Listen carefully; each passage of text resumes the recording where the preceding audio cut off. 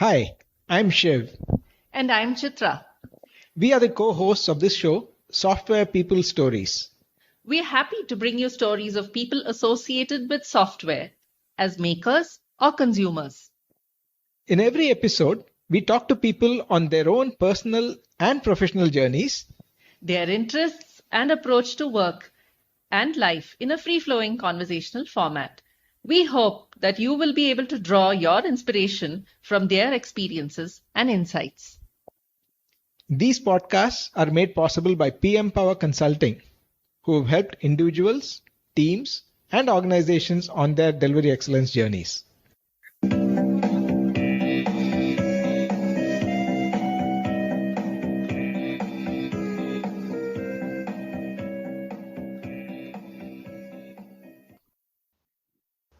A warm hello to all our listeners on the Software People Stories.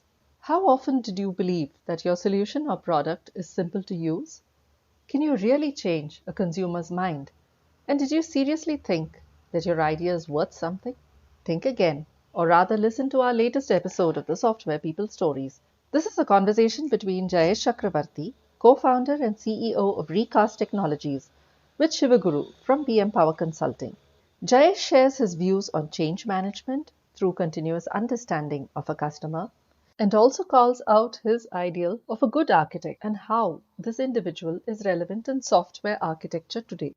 Jayesh also shares at length his insights on leadership ranging from styles and experiences from his own leadership journey, some of which included intentionally hiring people who brought in diversity in thought and opinion.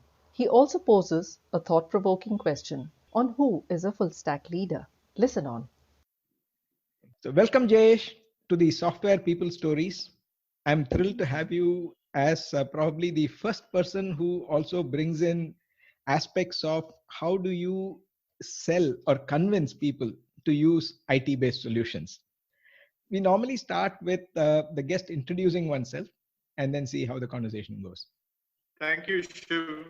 It's indeed an honor, especially so because I know you as well as all your colleagues, and I know the wonderful work which you've been doing in supporting the industry over the last decade or so. So it's a pleasure to be part of your podcast. As an introduction, my name is Jayesh Chakravarthi. I currently run a startup called Recast Technologies, of which I'm the CEO and co-founder. For many years, 13 to be precise, I worked as the country head for technology for Fidelity Investments in their offshore facility. Prior to that, I spent 5 years with a then startup called Mindtree Consulting, before which I was in Sun Microsystems, which is now part of Oracle. And I started my career or cut my teeth in Wipro Infotech in those days, where I worked for about 7 or 8 years. So about 30 years of experience professionally. I am a dyed-in-the-wool Bengalurian, been here for over 40 years, but for brief excursions abroad or to other parts of India, brief 2-year, 3-year period. And I have 3 children and I live in South Bangalore. The moment you say Bangalore, I think there is a whole set of questions. We'll probably come to that later. And I also remember our first interaction was when I was part of Tata's, and then we were trying to buy a Sun server. So from those days, when people were going in for, Sun was probably one of the open source things with Solaris and things compared to the mainframes that were there. How have you seen the change in terms of people wanting to not go for very proprietary, or is it moving towards the cloud and more open? But even on the cloud, we say that it is all still getting proprietary lock-ins are there. Sure, Shiv. And I'm glad you remember those good old days. I think India has always been an open systems business. Early adoption has been one of the hallmarks of the industry, the business and commerce. Of course, necessity is the mother of all invention. One of the problems, I would say, which became an opportunity is that we are always short of funds, of budgets, of the money we have to invest in information technology. And that, to my mind, proved to be an enormous advantage to the business. Knowingly with many and unknowingly with others, they would always find as you call, the shortest distance between the problem and the solution. And that's what happened in India. So if we go back to the Tata Burrows days, Air India and Indian Airlines might have had a mainframe and few others might have had a mainframe. But the adoption of Unix, followed by the adoption of distributed computing, and then in more recent times, the adoption of intranet and internet, and now the cloud, there is never a shortcoming in terms of the speed and velocity with which people have adopted. But specifically, when it comes to selling or making someone choose a particular solution in software, hardware, at least you get something physical. Yes.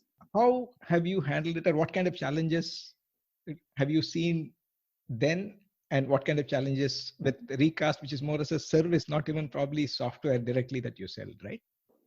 I think when you talk of selling or convincing the larger aspect of marketing to a consumer in India and the world, there are 2-3 dimensions in which you must be strong. The first dimension is you must know the solution which you're selling, which means you must understand a little bit below the surface in terms of what is the technology, what does it do, and what is the customer's need and what business he is in. I will call that as one dimension. Okay. The second dimension, I would say, is the ability to relate, build a relationship, understand the culture, understand the priorities of the person or the business across, which is understanding the ecosystem, the priorities, the culture, and so on. That I would call the second dimension. And the third dimension, Guru, would be ability to communicate very effectively so that you are able to, without telling any lie, but still present your solution in the best possible manner. I talked of these 3 dimensions, Shiv, because I find that on the first dimension, Indian salespeople are very good in terms of the understanding of the solution, the technology, and so on. Because unlike in the US, much of this industry has salespeople who are engineers, qualified to understand technology. And therefore, when you sell in the Indian environment to various corporations, you find the CIO on the other side who's buying your solution also very, very savvy in terms of technology. So one thing that gets honed very, very sharply is your ability to handle technical questions and negotiations. And that has stood us in good stead when companies like Wipro, Infosys, and TCS have gone abroad, because these salespeople, I have seen them blossoming in the international market. But there is a shortfall on the other 2 scale, which I think the industry has overcome over a period of time. That is the ability to communicate effectively. I think the fact that India became, through the software industry, international, has done a whole lot of good in terms of developing people's communication skills, salespeople, support people, as well as their ability to appreciate cultures beyond the 4 walls of their home and their society. In some sense, we were frogs in a well, and by selling to General Electric and Boeing, as opposed to selling to State Bank of India or in Asia Bound Brewery in India, you understood different cultures, different people, and so on. And that has been an enormous learning, and it's had an impact on society. Okay, I thought I'll ask this later since you said Bangalore, but then let me ask this now. Since you're talking about the culture and other aspects related to that, it can be a lighter answer also. Sure. Now we are talking about smart cities, bringing in technology everywhere. But when you go out on the Bangalore roads, how much can technology really help in making things better? Thank you for asking that question. It's been in my mind all the time. India is full of contrasts and not contradictions. Contrasts for sure. When you go in the roads of Bangalore and you say making it a smart city, you wonder, what will you do? And I have this theory: change management or changing the culture and habits and discipline of people is very, very difficult, Shiv. And I've come to the conclusion it's not easily doable at all. And therefore, what can change the environment and the people is technology. And I'm not saying it because I come from a background of technology all my life. I'll give you an example, and you may disagree with me.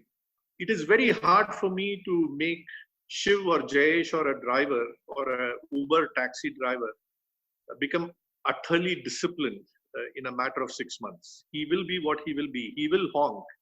He will tailgate another car. He will overspeed. But slowly, if I can bring semi-autonomous or autonomous cars in this city, it may be very painful initially, but that can solve our problems completely. So there are two types of approach to a big solution, big problems like making a city more disciplined and so on. One is, of course, change the culture, create the change management, which is important. And for many problems, that's the only solution you have. And we keep on working at it, and it may take a decade or even more to do that change. The other one is a sort of interjection of technology all of a sudden. And then, wow, everything changes. And an example is the cell phone, mobile phone itself. There was a point in time in India, not very long before the mobile phones came, where you would go to the ISD booth or the STD booth and make a call back to your home. Now, I know a friend of mine whose grandmother is in Bantwal near Bengaluru, and every day she does a FaceTime with her son and his grandson in the US, and she has a fourth generation. He has a small baby, and she sees the baby on the video. If you put the clock back 15 years ago, you and I would have said, wow, this sounds like something out of a James Bond movie. So I do believe there is hope for us. When you talked about the Bangalore problems, I think technology can cut through sometimes and shorten the time it takes to bring about a change. That's very interesting. Since you're also a startup now, when we have these futuristic ideas or ideas that we think will change the world or will going to impact significantly, how do you go about validating those ideas? It's probably the question is very relevant because it's probably the toughest part of introducing a solution to a market, whether you're a large company or a small company. Each has its own set of problems. First is the developers or the founders' mindset. We all think we know what others want. And maybe it's partly true, but we don't know the nuances of what they want. That's number one. And therefore, you have to validate it in different ways. If you're a startup, you don't have money to do huge market research and testing in the market. So you go around collecting your own set of people, take a pilot market and do it. Right. If you're a large company, you have to pour in money and resources to test it in various markets in which you want to introduce and listen and take that feedback very important. In this context, there's another problem. When you have large companies with very strong design and development, people, egos are high, they think they know what they are doing. Often you pour money and you get great feedback from the market, but you find bureaucracy and difficult politics within the company to move the needle in terms of incorporating those changes. I would say these are all part of the difficulty you have when you say, how do you check the pulse of what the consumer or the customer wants? The answer is you may find out, but implementing it, whether you're a small company or a large company, has its own set of problems. The bigger learning I found, Shiv, from my startup is we often say, I've been working for 2-3 decades, and then I would say, I know every solution has to be very simple. If the solution is complex, it's hard to implement. There is nothing farther from the truth if you believe that your solution is simple. You think it is simple, but really for it to be adopted in the market, it should be 10 times simpler. If your solution means asking the customer to open his mobile app of your app, go to screen 1 and say something, go to screen 2 and go to screen 3, rest assured, it doesn't work. It may seem 3 clicks, but you will find that initially for your solution to be adopted, you need 1 click or 0 click. And therefore, you got to figure what to do. And if you have to therefore sacrifice functionality, you have to do it. One of the biggest things is, just like in democracy, you don't change the consumer mind. You cannot. You can spend millions of dollars and you can't change. They will do what they want to do, and their moods and feelings towards your app will be what it is, or your solution. And therefore, it has to be absolutely tailor-made and simplified. That triggers another question, yeah, which is something that I've seen, I used to volunteer with a volunteer driven organization, mainly to evangelize starting up, where we find a lot of people who come with ideas and think that if I write an app, then I can start up. Yes. But the aspect of an ecosystem that is needed, or even for them to use your application, if it is a service, what other dependencies are there, and so on. Do you have any experience or tips to share for someone to validate the idea not only as a technology idea, but it being a feasible business? Sure, certainly. And I think this is relevant. I'm experiencing this as I move forward. I'll start this by saying that an idea is worth nothing. It's worth zero, as harsh as it may sound, Shiv.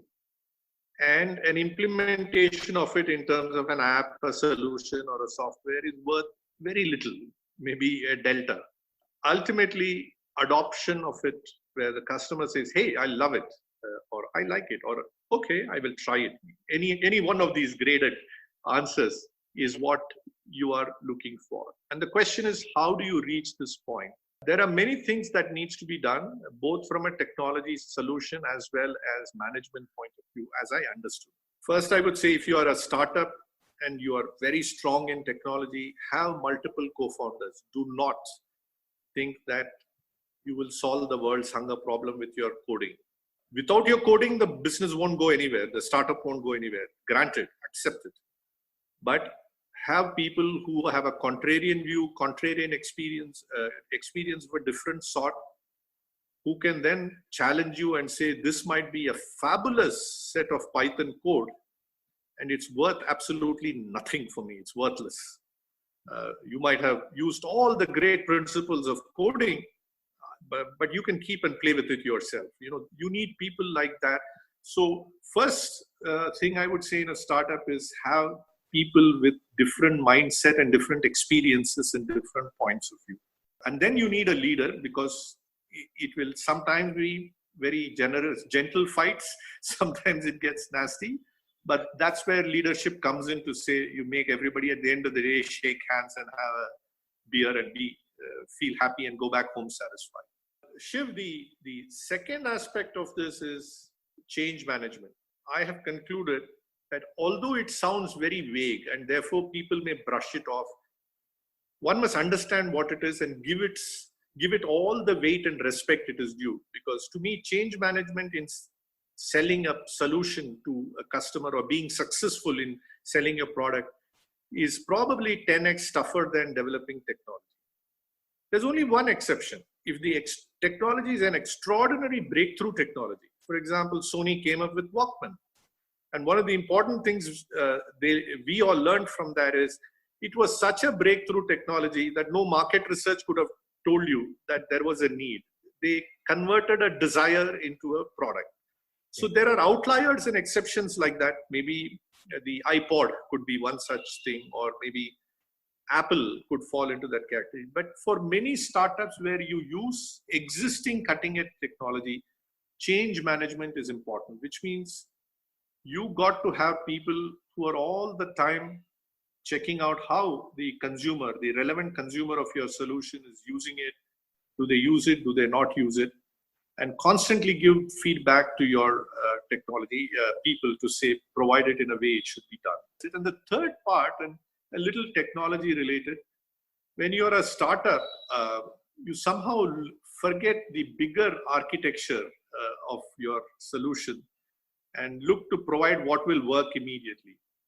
And I have over the years always felt a good architect, the greatest architect in the world to me, it might surprise you, is Mendeleev, the person who created the periodic table. He created that beautiful scorecard, the card with places, and even elements which were not invented or discovered later found a place in it, right? To me, Mendeleev is the role model for an architect. So if you are an architect designing technology, you must plan for anything and everything that you can plug in, you can integrate, you can connect, you can call it APIs, you can call it blocks, whatever, but an architecture should be such that discontinuity should not be there, in which case you end up spending huge sums of money, you end up disrupting consumers. And so therefore, that is the third part, that in a startup, you might be a great coder, you might be a great technologist, but spend time on the architecture as well. So 3 things, if I were to summarize: change management, a good mix of founders, and third, focusing on long term, like the architecture. Yeah, that seems to be a very simple formula, but I'm sure there's a lot of challenges in implementing all that.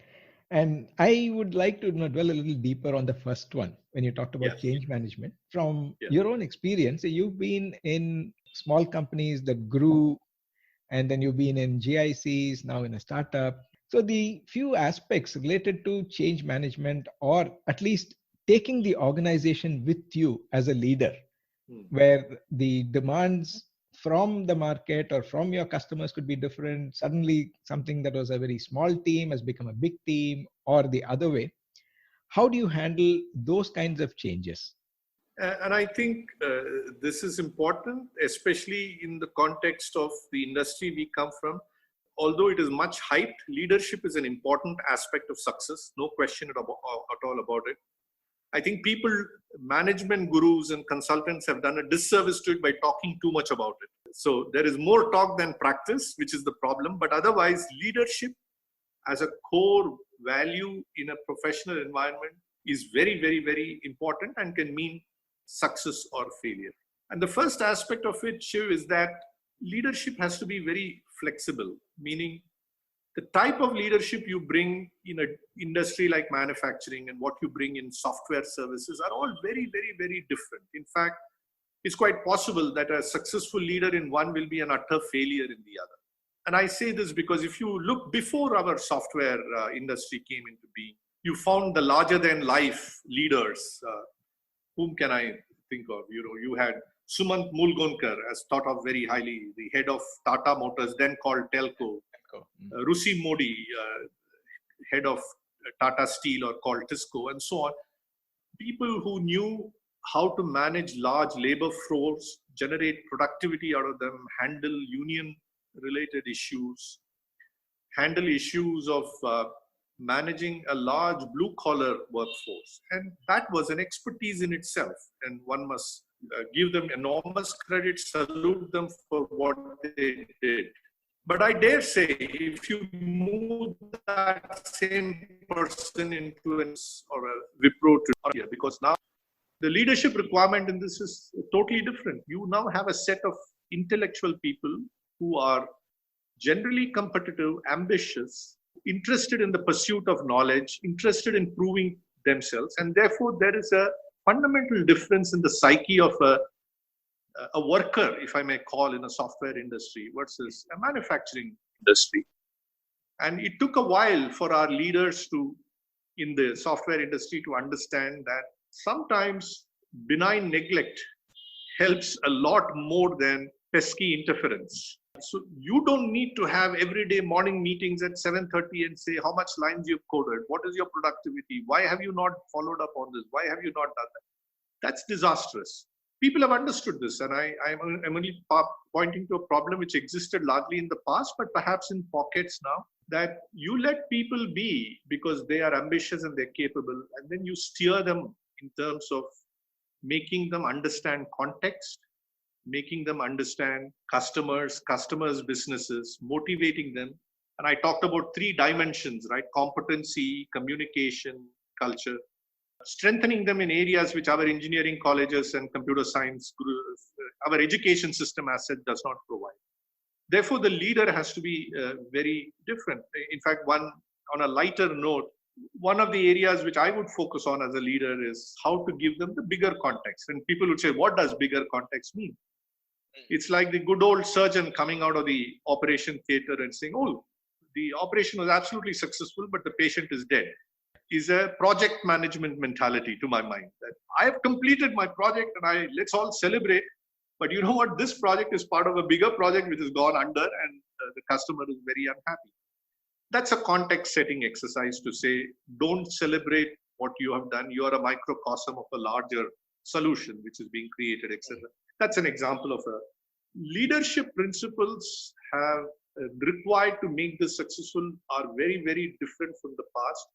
And if I were to characterize it as I sum up this answer, I would say a lot of delegation, but not dereliction. That means you know what's going on, but you don't just poke your nose. Low ego, in the sense you are a leader, but that doesn't mean you know everything. You're there to assist and support rather than to rule. 3, ability to be flexible, and that's very important. There are most times you allow them to do what they want, but when there is a crisis, you need to command the respect to take over and say, I want these 7 steps to be implemented. You will not do anything else. But it's an outlier, but nevertheless, such crisis situation comes. And 4, motivating people, looking at culture rather than just operation in terms of the larger aspect. These are some of the traits I would say are very essential for the leadership of today in our context. Have you seen your own leadership style change either over the years or in different roles that you have played across various organizations? Yes, it has changed substantially, and I would say I'm proud and ashamed of it. Ashamed that I did not see the maturity required in my earlier days, but proud that I finally made the shift which I need to make. And a little bit of anxiety on how can I convey this to others so that it's not just experience which teaches them how to mellow and how to change. How can they change ahead of time depending on the environment to show different styles of leadership? These are 3 thoughts which often come to my mind, which is why I'm writing a book right now, not on leadership, but a novel where I have tried to gently advise people. And my style, I started my career, like you mentioned earlier, as a salesman. And I was always taught that a salesperson needs to be tough, task-oriented, goal-oriented, numbers-oriented, and a problem solver, regardless of how things happen. So those were the days when I would take enormous pride in solving problems, which was the plus point, and the negatives were that I would compromise on processes. The very famous Indian word, which I'm sure will find its way to the dictionary soon, jugaad. I would take enormous satisfaction in being a hero and solving a problem instead of carrying the team. Success came my way, but over a period, even there I realized if you're a salesperson, the salespeople I had, because I was in a computer industry, I have sold to you. We're all engineers and MBA students from good management institutes, and you didn't need to push them that hard. They knew what they had to do, and you had to provide a gentle supporting hand. So the first big change, wave of change that happened to me is delegation, where give elbow room or space for them to operate. This was the first leadership style change. The second was the very tough one, is to suppress your own ego. When you're a leader, I had seen my leaders from the past, which is good. You learn from them, but then the future is not about the past, right? They were the people who you stood up when they came into the room, both out of respect and out of their role. But you then realize, and they would brook no argument because they were intelligent people, and then you realize in the new world, you must have people who contradict you. Respect, you have to earn every day, however difficult and painstaking it is. You cannot demand it. So I became more tolerant of hiring people, nurturing people who are contrarians, who would not always respect you completely. That does not mean I wanted anarchy in the team. I mean, if things went very bad and a person was very difficult, then I would let her go or let him go. But certainly the tolerance to have people who are willing to speak out, contradict you, was part of ego suppression in my mind. The third part was, I would say, again, patience. Delegation is easy. Often you find that you can do this much quicker, faster, better, have better quality than that person. But give that person time, allow her to stumble a little bit, and then come back, and she will turn out to be very, very good. So the measuring space, I increase substantially. So don't judge a person through one window of opportunity of 1 month or 6 months. Give each person a long rope so that they fall, they pick themselves up, and then at the end of the day, you have a good evaluation. You've given enough opportunity to evaluate and say, where does this person land? I'll pause there. The many learnings, but these were some of the styles which have changed. I'm very proud of them because a situation does not bother me now. I now know how to handle it, even if I have let's say, a very riotous set of people reporting to me. But I also feel sad that this learning took a journey rather than came to me instantly. I would have been extraordinarily proud if it had come to me instantly. Of course, right from your book to a lot of things, there are a lot more things that I'd love to talk about, but we'll probably do that in another conversation. Sure. Now to kind of close, there's one question based on what you said just now about all the learnings. Yeah. And based on that answer, I might have one more question. Sure. So the first is, given all your learning and the experience, if you were to start your career now, would you choose IT? Yes. The short answer is absolutely yes. And you would be very surprised. When I joined IT 25 years ago, I saw myself as a management and a salesperson, and I said I'm as comfortable working for a tire company or a rubber company as I am for a technology company. Mm-hmm. So I'm a reverse example of a reverse person. After 25 years, if you now put me back, I would be very insistent that I work on technology because I feel technology can solve the world problem faster than many other things. Okay, that's nice. Because usually like to ask a question as a tip for people who are aspiring to get into IT. So that means that IT still has scope and then people can do things. Go ahead. Can I just add one more point to that? It just occurred to me. Sure. There is this concept today, which is very valuable concept of full stack engineer. I'm sure you are fully aware of that. Mm-hmm. Saying don't be overly specialized just in saying I will code or I will test. You should be everything. If you look at the layers of the SDLC, you pretty much should have a core competence, but you should also know around the periphery fair bit of things. I would say I would apply the same concept, and perhaps nobody has thought of this phrase, a full stack leader. And that's a topic in itself. But I would urge a lot of people to say, as much as you join the software industry to become a full stack engineer, explore and find out what does it mean to become a full stack manager and then a full stack lead. That is actually a little different from the question that I had, because along with the full stack, we also talk about T-shaped or a T experienced individuals who have a lot of breadth but specialize in some things. Yes. So my question is, if you're restarting in IT, what would be your ideal role? What role would you like to play? I would like to start. It's a great question. I'm stumbling a little bit because I have so much to tell you.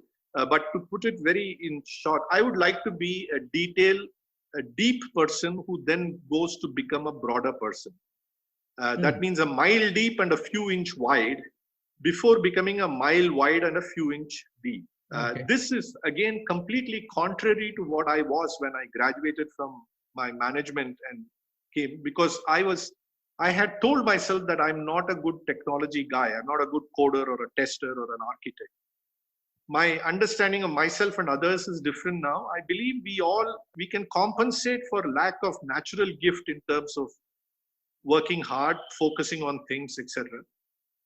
And therefore, I would follow that path. Although I would say there is no one answer to saying should you be mile deep and few inches wide or a mile wide and a few inches deep. The answer I would say is human beings are very different. Individuals are different. Some like it deep, some like it wide. You have to go your natural way. But in an organization as a leader, you compensate for a wide guy with a deep guy, another set of deep people with a set of wide people. So the sum total of all this is a large, wide crater, which is deep as well. That's what you're looking. Interesting analogy. So that's about all the time we have for today. I'm sure I'll have another opportunity to explore deeper your ideas on book and leadership, because there are a lot more questions triggered by what you shared just now. Thank you, Shiv. I enjoyed this thoroughly. And if you were to call me again, I'd be more than happy to come anytime.